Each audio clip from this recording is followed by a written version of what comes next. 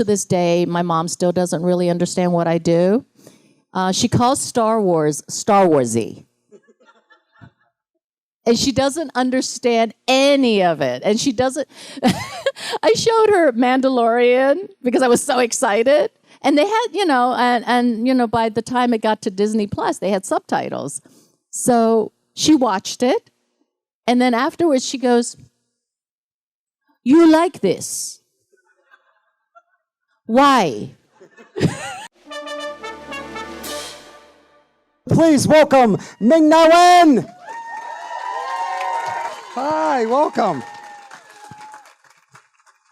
Hello. Hi, everyone. Oh, this is happy holidays. Yeah.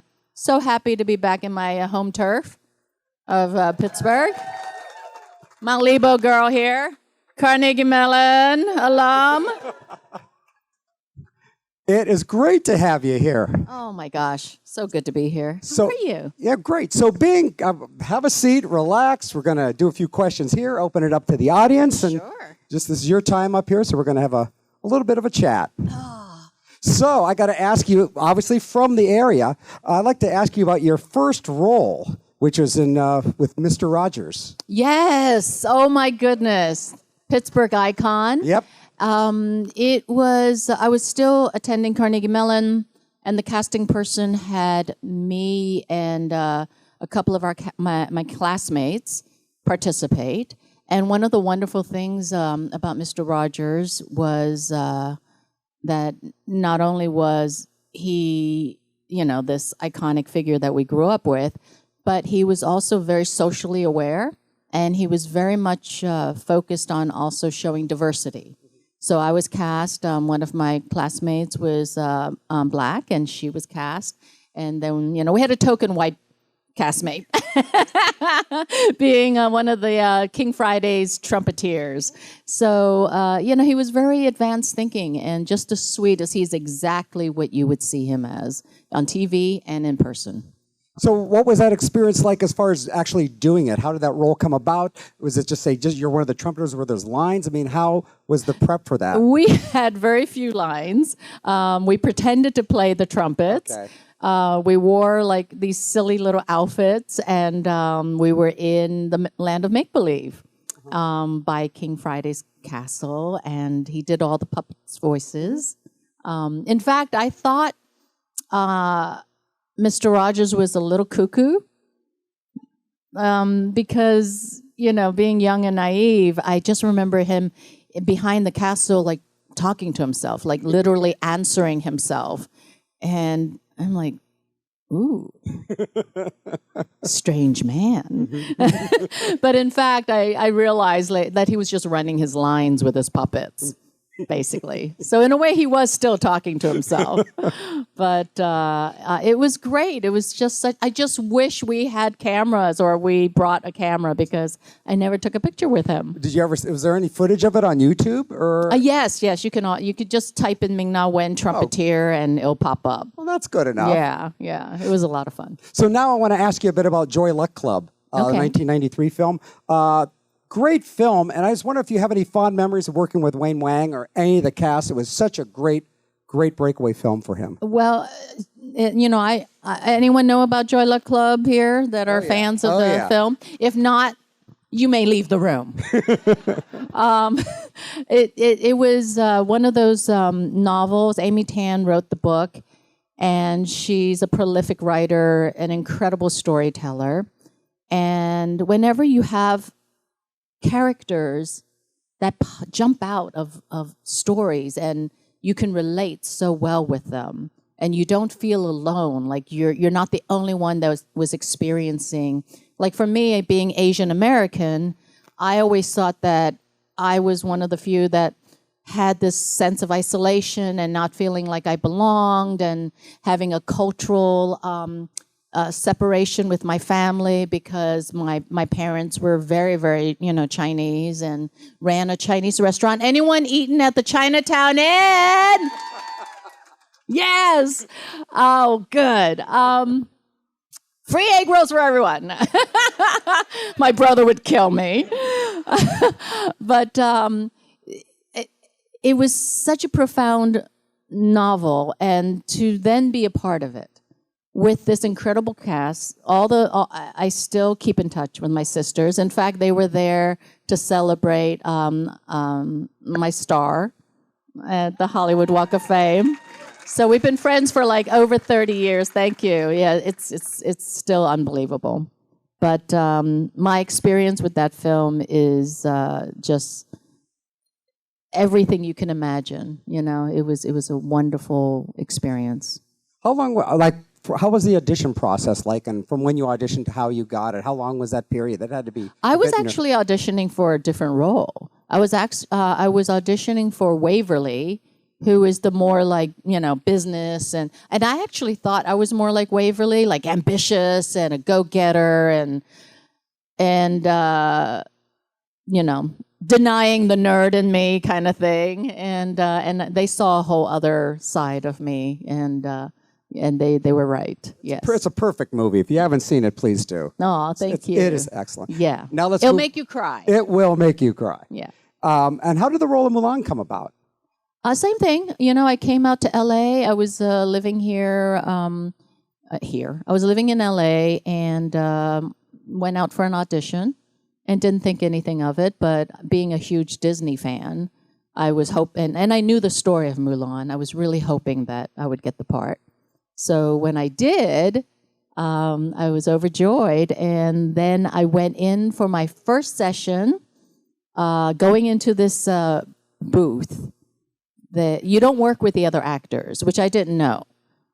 This was your first voice acting? Very first, yes. And I'm used to theater training and where you do ensemble work, and it was very strange to just go into a booth by yourself, and you have a reader who reads with you, and you work with the director and the producers and the writers, and I thought, oh, well, she's 6. They're making her much younger than the story, so she's 16. So I'm going to raise my voice a little bit, you know, and just kind of like be a younger me. And they're like, what are you doing? I'm like, oh, I'm creating this character, Mulan. And they're like, no. We hired you for your voice, so can you just do your voice? I was like, well, that's easy. And I was getting paid to just do my voice. So how was the audition process? How did that work? It was pretty fast, you know? Yeah, they just record you, they videotape you, and then you don't hear from them for a period of time because I think they're going through all the process. And then I just get a phone call and say, you got it. So when you're doing some of the voice acting, can you actually watch the character, or that's just all read and then it's all done later? Yeah, the second way. Which is a little crazy because you do the voice and then you wait 3 or 4 months and then you do more voice and then they might show you like a rough storyboarding of something and then you do more voice, and this goes on for 3 years. And by the second year, they might start showing you some elements of it, rough, you know, animation. And that's about it. And then they'll bring you back for what's called ADR, and which is dubbing, basically. So then at that point, they have more of the animation, and you just, you know, help to clean it up a little bit. Do you remember the first time you saw it in the theater? Yes. It was at the premiere. And how was that? It was mind-blowing. And I got to meet Donny Osmond and a few of the other cast members that finally I was like, oh, hi. Never met Eddie Murphy to this day. Never, all my years of working in Hollywood, I have still yet to meet Mushu. That's his loss, she says. Yeah, Disney legend here. Eddie Murphy's no Disney legend. But it was so much fun. We were at the Hollywood Bowl, and so it was on a big screen outside. It was just amazing, you know, just to see the magic of it all put together. And like I'm saying, there was a clip here saying how your mother just started crying. It's just like, it's just a cartoon. Yeah. Did that happen at that? No, they couldn't come to the premiere. My parents aren't very supportive of me. They're still hoping I would become a doctor. which I did for 5 years? 5 years on ER. So she was very proud of me then. Except I killed a couple of people, so, you know. But I took them to see it in a movie theater in New York. And the movie person who owned the theater was so sweet. He like rented out the whole theater for us, so they were able to see it. And I remember they were kind of confused because it was their first time really seeing an animation. But my mom said she saw me in the animation. And that kind of like blew her mind. And so, you know, for them not, you know, being like just very Chinese again and, you know, immigrants, they still to this day, my mom still doesn't really understand what I do. She calls Star Wars Star Warsy. And she doesn't understand any of it. And she doesn't, I showed her Mandalorian because I was so excited. And they had, you know, and you know, by the time it got to Disney Plus, they had subtitles. So she watched it, and then afterwards she goes, "You like this? Why?" So that's why I was able to play June in the Joy Luck Club. Just. No connection. So how did that role in The Mandalorian come about? That's another big role. I was just given the role. Oh,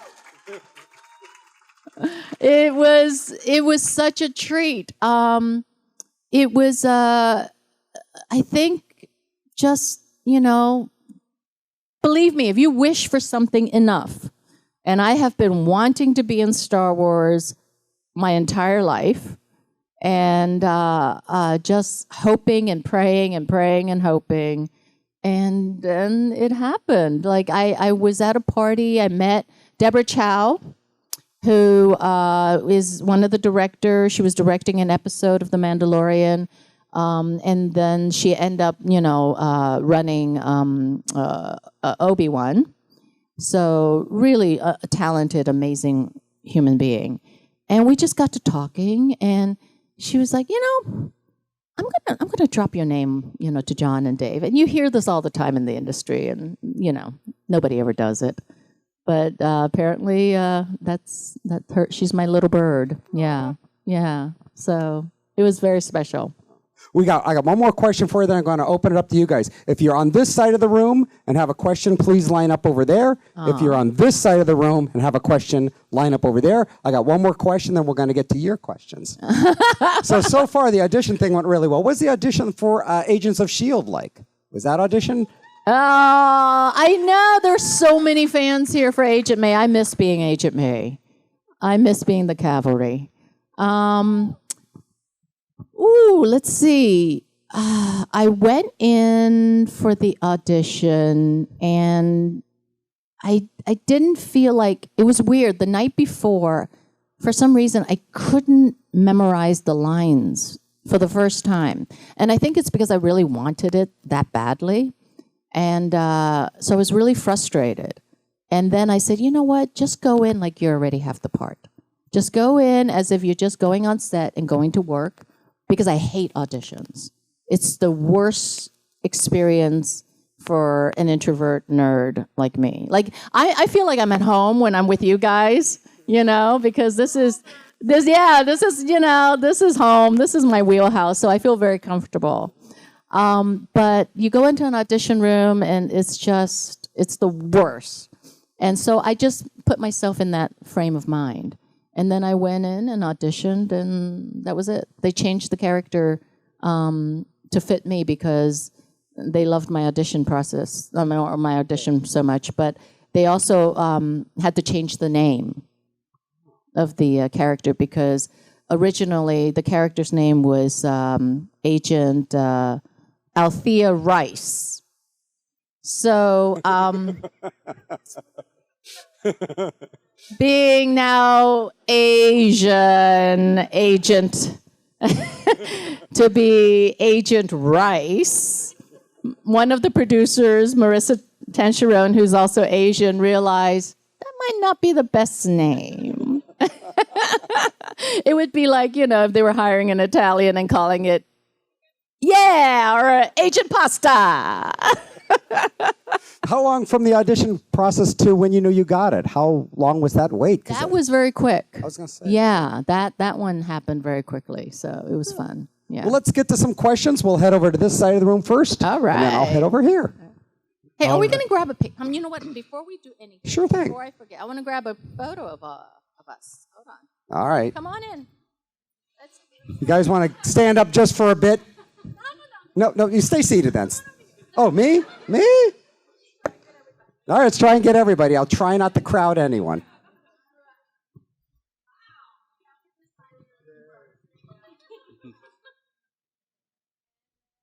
Everyone look awkward. There we go. All right, let's hit that side of the room. Kyle's got some questions. Okay. Thank you. All right, your name, social security number, and your question. Okay, you don't have to do the social. Well, I can give you my name. I'm Molly. Hi, Molly. And I wanted to know, what was it like going to the live action set of Mulan and getting to be in it? Oh, that was a trip and a half. Because I was still shooting Agents of S.H.I.E.L.D. at the time. And my producers didn't want the other actors to know that they had given me permission to fly out to New Zealand to shoot the scene. And so they blocked out a week and maybe a little week and a half, but basically a whole week, so that I was able to do it. So me and my daughter, clandestinely, I didn't post anything, we flew out to New Zealand, and it was crazy. We had massive costume, hair, chain, because it was like a period piece. So they had 3 different wig tries on us, makeup, everything was done in 2 days. Incredible, beautiful silk tapestries. And then we just went on the set, shot it in 1 day, and that was it, because I had to fly back to LA. And it was glorious. It was so much fun and so fast and so quick. But we got it done. See, anything's possible. And my cast never knew, except Lucy Lawless, who's fans of Xena. So Lucy lives in New Zealand. And she was so sweet. She came out to meet with me. We had lunch together. And we took pictures, and she posted it. And I called her, I texted her right away, you got to take it off the post. No one's supposed to know I'm in New Zealand. So, and she was like, oh shit. I love Lucy. She was on Agents of S.H.I.E.L.D. Love her. All right, our next question. My name is Charles, and I have a Mulan question. Uh-huh. What is it like playing a Disney princess with the highest kill count? Is she? Yes. Really? Yeah. Is that official? I'm gonna have Technically, to. yes. All right. Oh. It's a Disney movie. They don't kill people. You killed an army. Well, technically, the Avalanche killed the army. So, that's pretty cool. Girl power. Yeah. I do find it interesting that a lot of your characters kill people very casually, With purpose. Oh, there's always a reason. Next question. Hi, my name's Karen. Hi. You have the nerd trifecta. You are a Disney princess, Yeah. a Marvel superhero, and you're in Star Wars. Which one's the coolest? Aww. I mean, you have the ultimate Next trifecta question. there. Yeah, there. Well, I mean, being such a huge star. Yeah, to this day, I still pray when I get on a plane. I pray to God, Buddha, and the Force. To this day, before we take off. Yeah, it's so I'm a big Star Wars nerd, and being Fennec Shand. Being Fennec. It's still a little surreal. Thank Yeah. you. No, stay on that side of the room for a bit. We'll get all that side, then we'll go over here. Oh wow! Listen to you being all bossy. What if I don't like it? No, I'm just. Okay, well, next question's right over here. Right there. Your question? In Agents of S.H.I.E.L.D., do you do your own stunts? And if so, what was your scariest moment? My serious moment? Scariest. Oh, scariest. A couple. Yeah. One was I do have a fear of heights, and I had to go on top of a train and walk on the train when it's moving, and that was really, really scary. And the other one was when I had to do a wire trick where I had to be on top of like some lockers and spin off of it, shooting at people, not killing, stunning, injuring, maybe killing. Shoot at a few people and then land perfectly and land cool. And I'm like, I can't do this. And the director said, sure you can. I'm like, no, I can't. Because, when you do the wire trick, it requires you to kick your legs in a certain way and all that. He's like, no, I have trust in you. You can do it. So, and I did. And we did it all in one take. So, yeah. Yeah. So sometimes you just have to conquer your fears. And next question over here. Hello, Ming-Na. I'm Andrew. Hi, Andrew. How are you? I'm doing wonderful. I just wanted to say before I get to my two-part question, Mulan has always been my favorite Disney princess. I wanted to thank you for being a part of Mr. Rogers' Neighborhood. I saw all 3 seasons of The Mandalorian. 3? Yep, all 3 of them. Oh, that's right. The 4th one is not being filmed yet. And just quickly, I want to say my favorite scene in Mulan is when, when you disguise yourself as a soldier. I thought, yes, she is definitely my favorite princess of all time. And I want to thank you, Ming-Na, for bringing her to life. Thank you. It meant a lot to my childhood. Aw, thank you, Andrew. Yeah, and thank you for being such a huge fan. My pleasure. Oh. So my two-part question for you is... Quickly. What were your biggest influences prior to, that got you into acting and stuff? And the second question is, in terms of voice acting, what was it like to reprise your role as Mulan for Kingdom Hearts 2, Ralph Breaks the Internet, but also doing Dr. Aki Ross for Final Fantasy, The Spirits Within? Wow. I already forgot your first part of the question. I'll answer the second part first.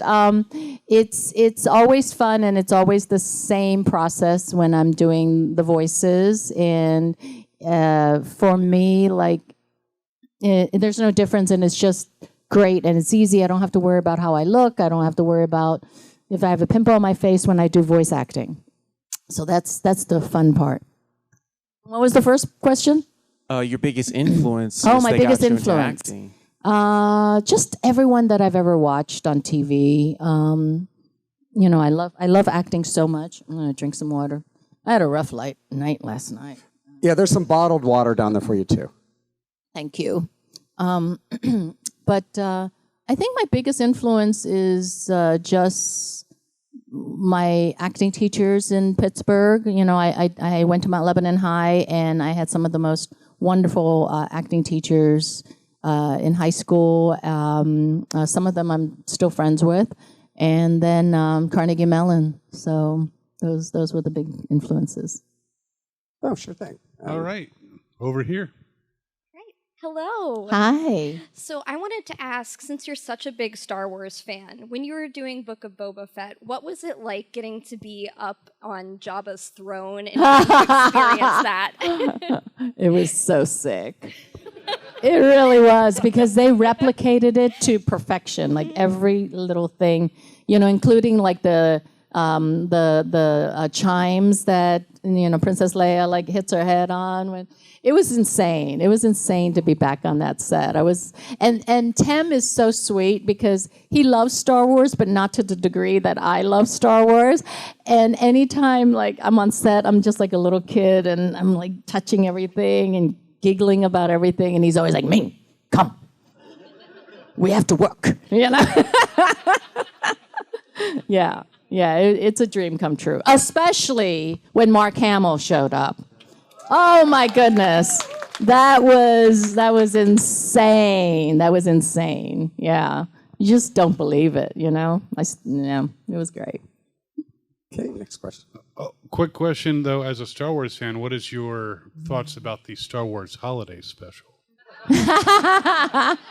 I think it had its place in time. It's great. It's kind of become like legendary. We should make a drinking game out of it. Every time Art Carney makes a bad Star Wars pun. Okay, here we go. Hi, I'm Jared with the Nerd Academy podcast. I wanted to ask, back in Fennec's first appearance in The Mandalorian, she gets gunned down by Toro Calican, and then some mysterious stranger walks up to her. At what point were you aware of the fact that mysterious stranger was Boba Fett? Like, were you in the know that day, or did it kind of come down the road? They were like, oh yeah, you're Boba Fett's like partner in crime now, by the way. No, there was nothing. Nothing. There was no indication. I mean, there was hope, and that's all. That's what Star Wars is about, right? Hope. And Dave and I would have, he would always tease me like, "Oh, Fennec can't die." I'm like, "No, she can't, Dave," because we're both Mount Lebanon alumni. He went to Mount Lebanon High School as well. We found that out while we were on set. It was great. It was like the craziest, like, no, that kind of moment. It was great. But yeah, so he kept teasing me about it, and I kept, trying to come up with ideas like, well, maybe we should shoot a scene where you kind of see her hands twitch a little. And he's like, yeah, maybe. I'm like, so are you going to shoot it? He's like, no. And I'm like, well, maybe she doesn't get like shot in the gut so much. Like maybe it's a little below the gut. And he's like, no, that won't look good. So anyways, I didn't know. I had no idea that it was Boba Fett, and I had no idea that Fennec was going to survive. Yeah. We're all glad she did. Yeah, me too. We'll get one more question from this side, then we'll pop back over here. Hi, I'm Abby. I just had a quick question. What is your favorite Mulan line, and then what is your favorite song from both 1 and 2 of Mulan? Oh, gosh. My favorite Mulan line. Oh, gosh. That's a tough one. I think when she was confronted... once they found out that she was a girl, and she said that she did it to save her father, because that was the crux of it, that she wasn't doing it for any selfish reasons, because that's what Mulan is about. Like her love and her devotion to her family was giving her the opportunity to really discover her potential. Because then she was thinking outside of herself, She was getting out of her own way because of that love. So. And what is your favorite song from both Mulan 1 and 2? Well, definitely, the Reflection song, Pure and Simple. That one is the best. And in 2, I don't know. I can't remember. I can't remember 2. And let's head over here for a couple questions. I'm too jet lagged. There you go. Yeah. Hello, man. I'm Tyler. Well, Hi, it's great to Tyler. have you here. Yeah. My question is, if you were a guest star on Sesame Street, what would you be doing? I don't know. Is Oscar the Grouch still around? Yes, he is. Yeah. I'd probably hang with him. Yeah. I love all those characters. Thank you. All right, next question right here. Hi, my name's Joe, and my beautiful wife, Jess, over there waving her hand. Hi, Jess. Yes. So we just got married on Memorial Day at Dips Conservatory. Yay! And we Congratulations. wanted to ask somebody who's been married since 95, if we're correct. Yeah. For some... Yes, well, yes. June. Yes. June 1995. There yes. you go. We just want to ask if you had some marriage advice for us and anyone else. Oh, she's always right. Yep. Okay. You are correct. You are. Yeah. You are correct. Yeah. You know, and always humor. Humor, like my husband and I, we still make each other laugh till we cry. So it's that is so key, being friends. So then, speaking of humor, here's a joke for you to tell Tamora Morrison if you see him. Okay. Do you know how Maori answers the phone? Uh-oh. How? All right, next question. I bet he's heard that one before. All right. Hello, my name's Nathan. Hi, Nathan. I was wondering if you had any memories from the Street Fighter movie working with Jean-Claude Van Damme or Raul Julia. Loved the late Raul Julia. Van Damme was such a character. He's like one of those like boy that never grew up kind of person. He's very charming, and it was just fun. It was it was my first big movie, and being the lead, the female lead, and we were training so hard for that movie. So I developed muscles that I didn't know existed. It was great. It was a great experience. I loved every minute of it. So we'll head over to this side and let's get those 4 questions. Hi, how are you? Thank you for coming. My name's Kim. Hi, Kim. And my kids grew up with Mulan. I mean, and now my granddaughter is. And so it really has been a very touching movie in our family. Yeah. But I'm going to go to Agents of S.H.I.E.L.D. because that is my thing. Yeah. Missed the show terribly. Ended too abruptly on my part. But how much training did you have to do to get all the martial arts? And did you have previous training to do the moves and the techniques? Because my son did Taekwondo for quite a long time, and he's got a black belt, and I know the training that goes in. Yeah. And you look like you were perfecting it like you had training. I had an amazing stunt double who's a wushu master. Her name is Ming as well. So on set, I would be Ming 1 and she would be Ming 2. And it was, it was a rigorous schedule. We would work 12 to 17-hour days. And if we do fight scenes, like a fight scene that normally would take a movie 2 weeks to shoot, we would do it in half a day. A lot of times, and it was a really tough schedule. So she would train me a lot, and then the really dangerous stuff that would be important for me not to do, she would take over, or another stunt double who was good at that particular whatever it is that like if we had to skateboard or something, and she doesn't know how to do that, then somebody would take over for that. Yeah. We only have about 10 minutes, so let's try and muscle through as many of these as we can. All right, I'll answer quicker. Shorter questions. Yes. Hi, Ming. No. Next. All right. No. Hi, Ming. My name's Lily. Hi. My quick question is also for Agents of S.H.I.E.L.D. I was wondering if you had a favorite episode you filmed or a favorite scene. Oh, gosh. Favorite episode. Boy, this is going to take up time. It's so hard. It's so hard to answer questions like that, I would say the first episode we ever shot, because that's when Agent May existed. I got to fly a plane. It was so crazy. My son was so cute. I think they aired it in a Comic-Con. San Diego's Comic-Con. And my son, he was like, maybe 6 or 7, he came running back and he's like, "Oh, Mom, I didn't know you could fly a plane." So cool. Yeah. Okay. Hi, my name is Annie. Hi, Annie. Oh, I speak Mandarin, but You do? yeah. Oh, good. Ni hao. Thanks. Ni hao.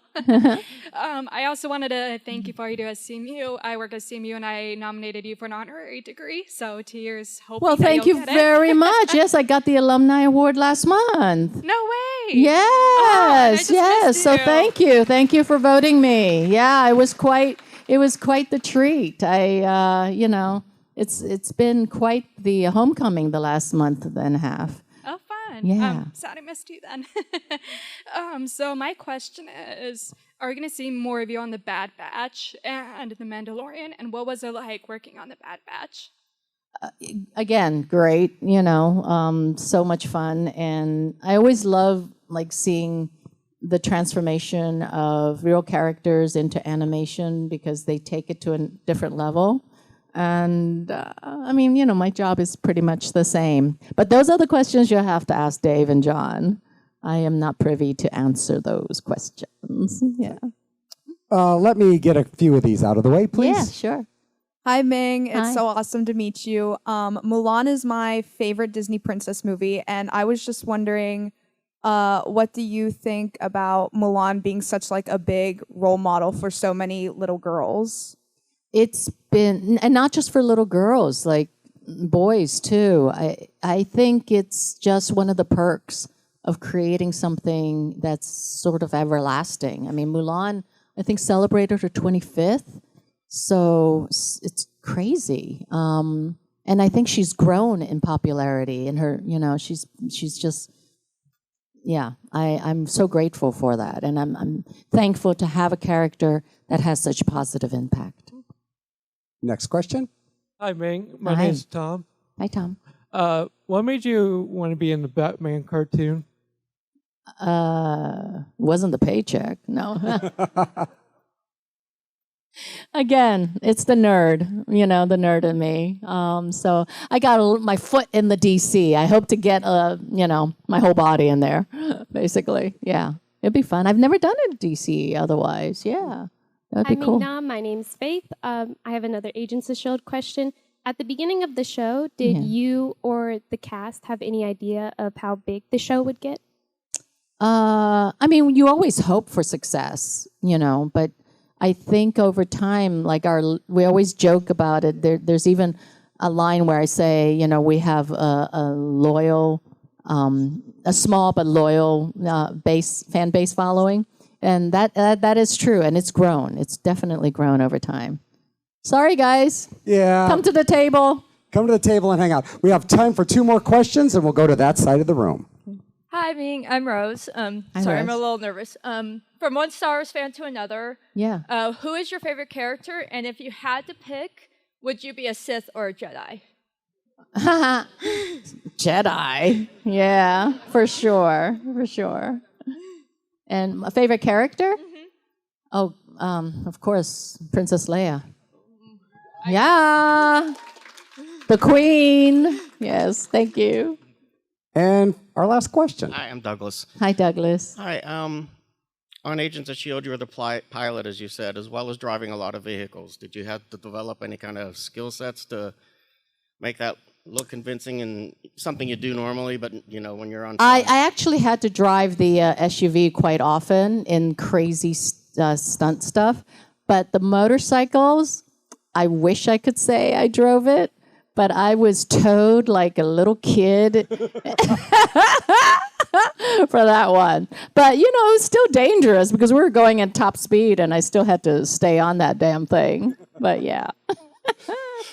So you're headed back to your table to sign? Yes. Please come over and say hello. You know you want to. Yes. And I just, I have a couple of fans here that I just want to say thank you to because they're so loyal to me. Andrew, I have this is like a silly gift that I gave to my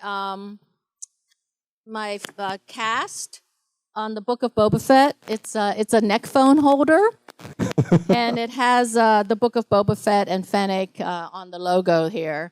So it's Gee, Christmas coming early, Andrew. Yeah, it's Christmas holidays. So this is for you. Thank you Aw, for being that's good. such a wonderful, wonderful fan. Aw, you yeah. are You are very, very sweet, and I appreciate you.